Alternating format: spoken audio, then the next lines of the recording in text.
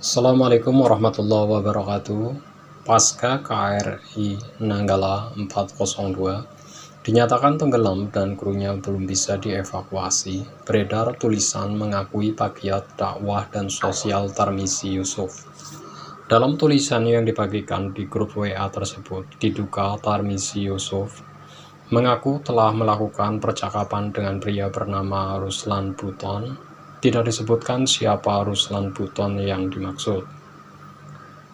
Isi perbincangan disampaikan lewat tulisan berjudul "Ada serangan torpedo di balik tenggelamnya KRI Nanggala 402". Belum ada klarifikasi apakah tulisan ini benar dibuat oleh Tarmizi Yusuf dan analisisnya berasal dari Ruslan Buton. Awak media masih berusaha melakukan konfirmasi ke pihak tersebut. Tulisan tersebut beredar luas di grup WA Minggu 25 April 2021, membuat analisis tentang kemungkinan adanya serangan musuh terhadap KRI Nanggala 402. Ada serangan torpedo di balik tenggelamnya KRI Nanggala 402. B. Tarmizi Yusuf, Pagiat Dakwah dan Sosial.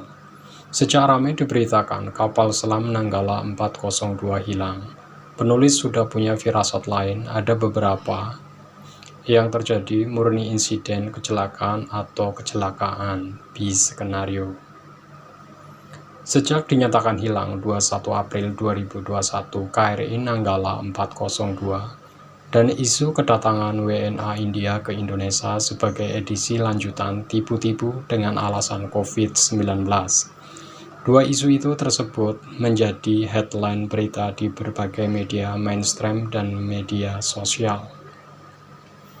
Sejenak publik diistirahatkan dari perbincangan pengadilan politik terhadap HRS, kasus penistaan agama oleh Joseph Paul Zhang yang disebut-sebut diotaki oleh, meminjam istilah Profesor Daniel M. Rosid, kelompok sekuler kiri radikal. Belum lagi kasus pembantaian dan pembunuhan 6 laskar FPI telah mulai sepi diperbincangkan di berbagai media sosial hingga hari ini. Pelaku belum ditangkap dan diadili, konon ada bintang yang terlibat. Apalagi kasus mega korupsi seperti Jiwasraya SP3, kasus korupsi Samsul Nur Salim yang bernama asli Lim Tek Siong alias Lim Jun Ho bakal menguap dan divonis dengan hukuman yang sangat ringan. Maklum, bila menyangkut etnis tertentu, hukum jadi lembek.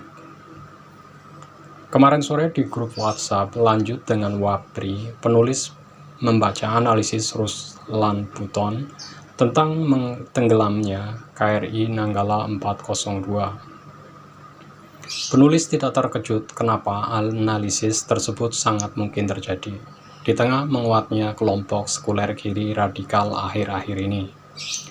Begini analisis Ruslan Buton, penulis kutip apa adanya dari awal berita KRI Nanggala 402 hilang kontak. Saya sempat beradu argumen dengan beberapa sahabat. Analisis Ruslan Buton bahwa sangat lucu bila kemudian kapal secanggih itu meskipun sudah uzur hilang kontak. Pesawat udara saja yang begitu cepat ketika ada trouble masih ada percakapan terakhir. Ini kapal laut yang kecepatannya tidak secepat pesawat udara. Kok saat terjadi trouble, posisi akhir di koordinat berapa tidak diketahui. Kemudian laporan kru kapal kepada komando juga tidak ada. Nah, kita lupa.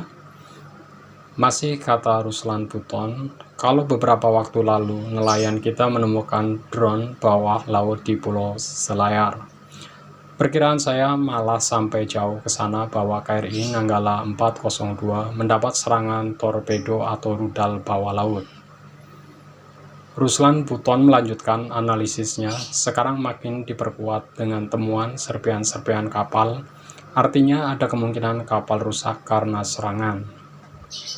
Serangan torpedo atau masalah teknis, benarkah ada serangan torpedo di tengah-tengah isu adanya operasi intelijen bawah air RRC terhadap Indonesia? Wallahu a'lam.